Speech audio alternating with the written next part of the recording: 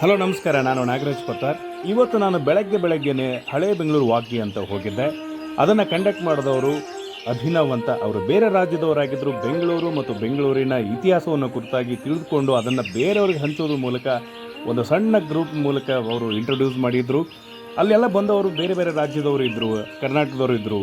ಆದರೆ ಅವ್ರ ಜೊತೆಗೆ ವಾಕ್ ಮಾಡ್ತಾ ಮಾಡ್ತಾ ಬೆಂಗಳೂರಿನ ಬೇರೆ ಬೇರೆ ಭಾಗಗಳನ್ನು ನೋಡ್ದ. ಅದು ಕೆ ಆರ್ ಮಾರ್ಕೆಟಲ್ಲಿರ್ತಕ್ಕಂಥ ಬೇರೆ ಬೇರೆ ಪೇಟೆಗಳು ಮತ್ತು ಅಲ್ಲಿರ್ತಕ್ಕಂಥ ಮಾನ್ಯುಮೆಂಟ್ಗಳನ್ನ ನೋಡ್ತಾ ಒಂದು ಸಲ ನಾನು ಹಿಸ್ಟ್ರಿಯಲ್ಲಿ ಮುಳುಗೋಗಿದೆ ಅಂತ ಹೇಳ್ಬೋದು.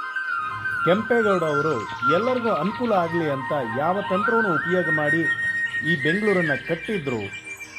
ಆ ಒಂದು ಸ್ಥಳವನ್ನು ನೋಡಿದ ಮೇಲೆ ನನಗೆ ಇನ್ನೂ ಖುಷಿಯಾಗೋಯಿತು.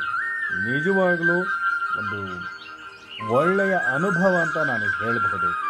ಬನ್ನಿ, ಜಾಯಿನ್ ಆಗಿ ನೀವು ಎಕ್ಸ್ಪೀರಿಯನ್ಸ್ನ ಪಡ್ಕೊಳ್ಳಿ. Thank you Abhinav. Thank you so much.